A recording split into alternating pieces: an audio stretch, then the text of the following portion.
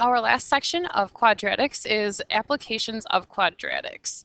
So a projectile just means an object in motion. So if we think back to the first things we did on the Inspire, we talked about the pancake being flown through the air, and we talked about the soccer ball. So a projectile is just an object in motion.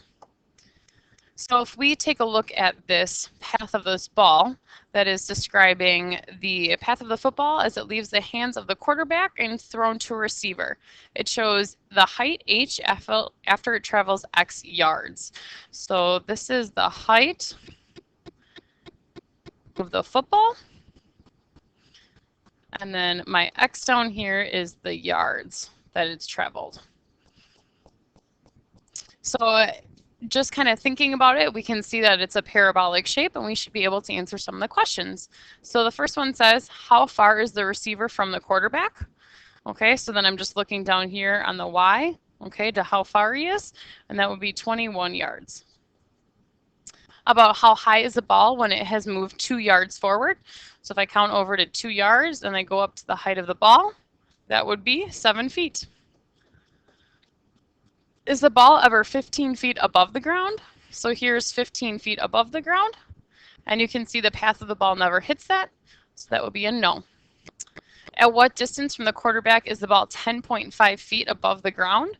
So it gave us those spots as these little X's here. So if I kind of follow those down, that would give me 6, and that would give me 16 yards. And then question E says, most professional players can reach the height of 10 feet with their hands when they jump. Could such a person catch the ball if they were positioned 3 feet in front of the receiver? So here's 3, and the ball is less than 10 feet. So if he could reach a maximum of 10, then yes, absolutely, he could catch the ball. And that's a good thing. Maybe it's a touchdown pass from Aaron Rodgers. That would be awesome. Okay, so part B, let's move on to this quarterback example, tossing a football according to the equation that's given, where x is the distance in yards and h is the height of the football, so the same thing.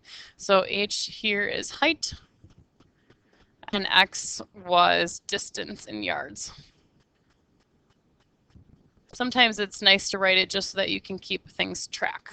Okay, so go ahead, and the first thing it wants you to do is complete the table. So we're just going to plug in 0, 10, 20, 30, 40, 50 into x for the equation. So why don't we pause the video so you can type those into your calculator. Okay, so you should have typed those in your calculator to get 6, 13.5, 16, 13.5, 6, and negative 6.5.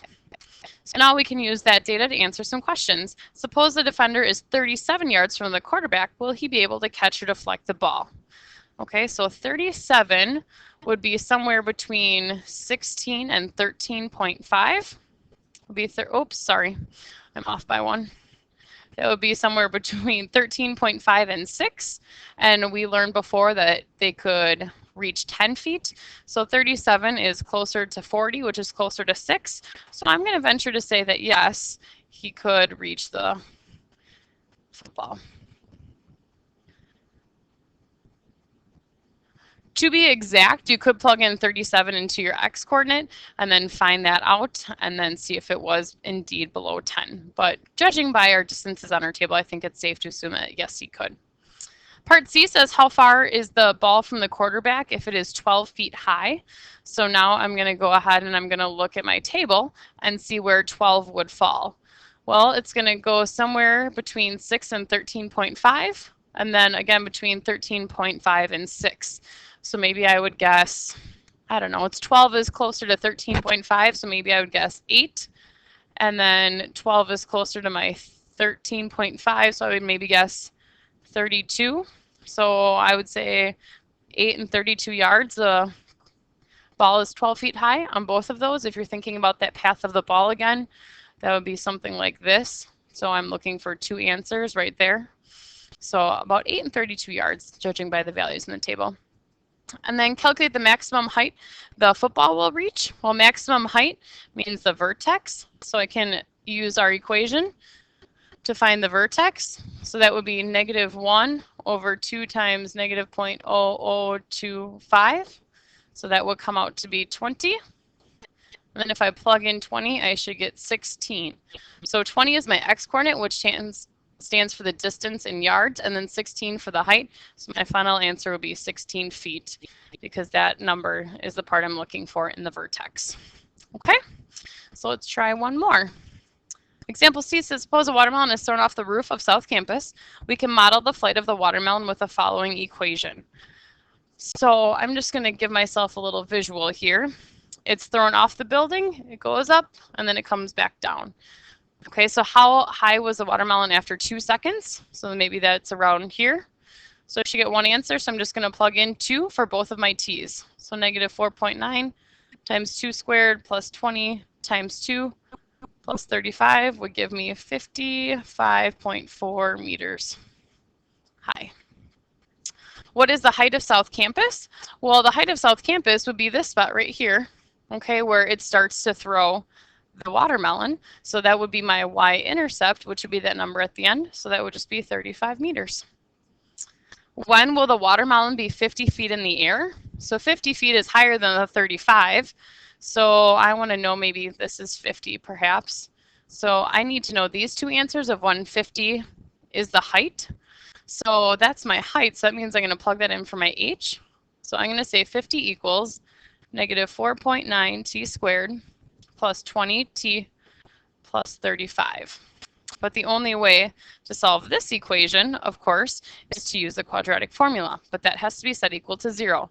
So my first step is to subtract 50 from each side.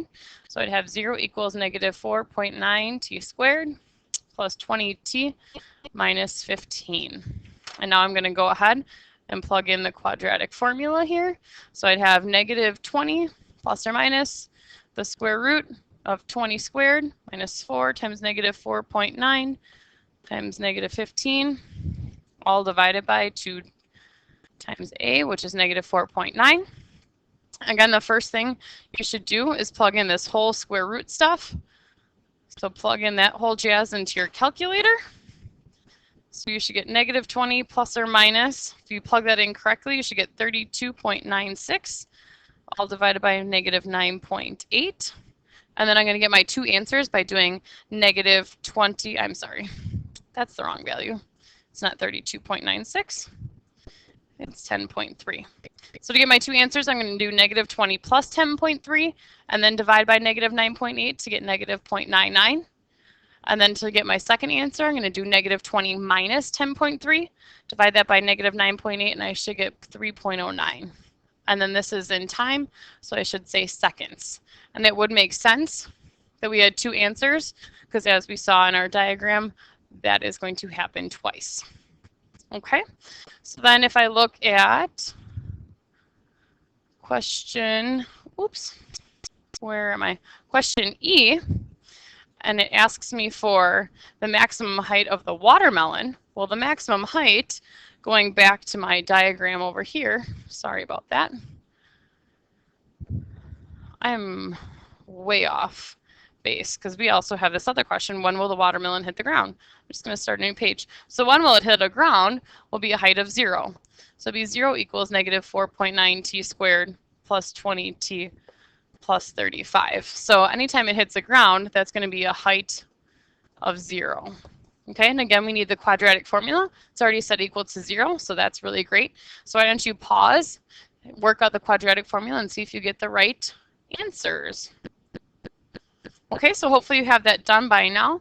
So in my formula, I would have been negative 20 plus or minus the square root of 20 squared minus 4 times negative 4.9 times 35 all over 2 times negative 4.9. If I plug in that whole long mess to my calculator, I should get 32.96.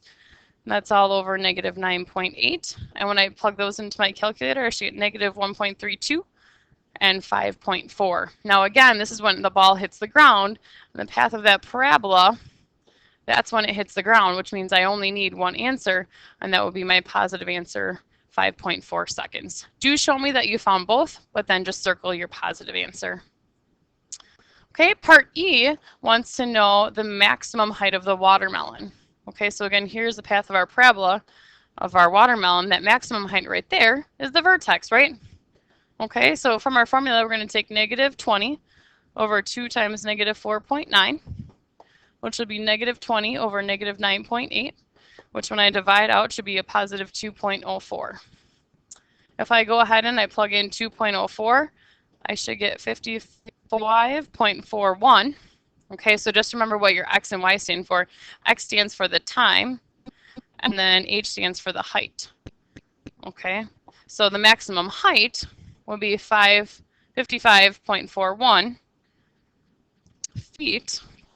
Okay, and then question F kind of helps us. Question F, maybe I'm going to label this. This is at 2.04 seconds. Question F says, if after 1.78 seconds, which would maybe be somewhere there, is the watermelon on its way up or on its way down?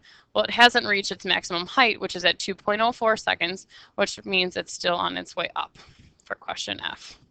Okay, so applications, learning to figure out which part of the parabola you're trying to find in terms of what that means in the story problem.